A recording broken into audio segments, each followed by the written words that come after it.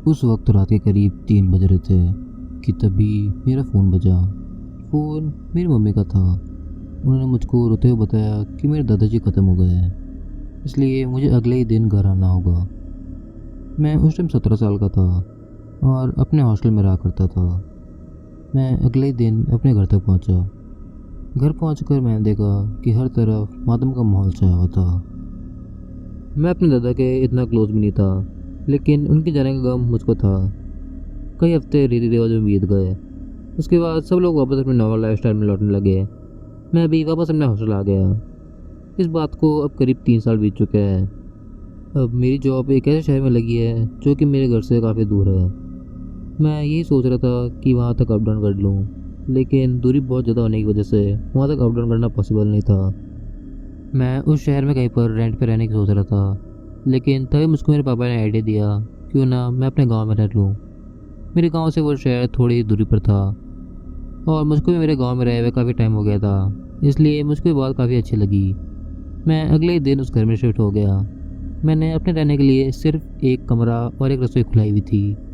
वहाँ पर शिफ्ट होने के बाद मैंने कई सारे दोस्त बनाए और काफ़ी ज़्यादा रिश्तेदार होने की वजह से मुझको वहाँ अकेले फील नहीं होता था। मेरे को रहते हुए अब 6 महीने हो चुके थे।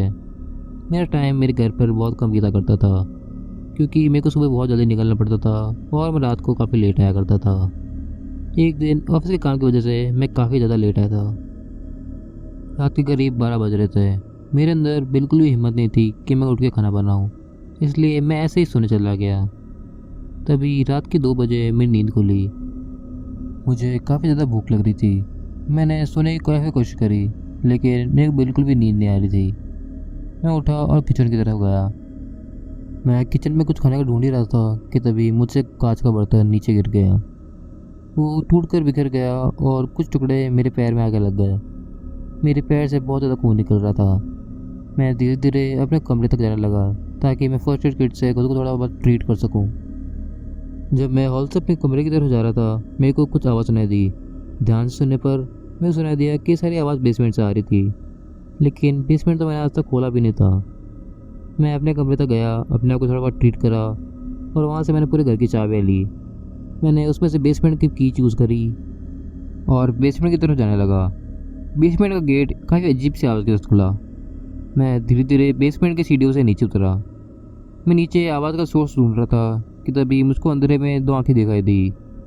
उनको देखकर मैं बहुत ज़्यादा डर गया, क्योंकि मुझको बिल्कुल नहीं पता था यहाँ पर क्या रहता है। तभी वहाँ से एक बिल्ली निकली और बाहर भाग गई। मैं खुद पर हंस रहा था, ये सोचने के लिए कि शायद कुछ होगा यहाँ पे। मैं वापस ऊपर की तरफ बढ़ने लगा। तभी मुझको मेरे पीछे से किसी की सांस लेने की आवाज़ सुनाई दी। मैं बहुत डरते हुए पीछे मुड़ा तो मैंने देखा अंधेरे में कोई आदमी खड़ा था। मैं बता तो नहीं पा रहा था कि उसका जेंडर क्या है, लेकिन उसके बालों के हाइट से मैं कह सकता था शायद वो एक आदमी है। मैं भाग के ऊपर गया और गेट बंद कर दिया। मैं उस गेट को बाहर से लॉक कर दिया और पुलिस को कॉल करने लगा। मैं पुलिस को कॉल कर ही रहा था कि तभी मुझको दूसरी साइड से किसी की आवाज़ आने लगी। वो बहुत ज़ोर ज़ोर से गेट को नॉक कर रहा था और मेरे को बोल रहा था प्लीज़ पुलिस को कॉल मत करो। मैंने उसकी बात बिल्कुल भी नहीं सुनी और पुलिस को कॉल कर दिया। थोड़ी देर में पुलिस वहाँ तक पहुँच चुकी थी। मैं पुलिस के साथ साथ नीचे गया। वहाँ मैंने पाया कि किसी के बहुत सारा सामान पड़ा था। वहाँ पे इतना सामान पड़ा था कि एक आदमी आराम से वहाँ रह सकता था। मैं ये सोचकर भी बहुत ज़्यादा डर चुका था कि मेरे बेसमेंट में इसी तरह से कोई आदमी रह रहा था।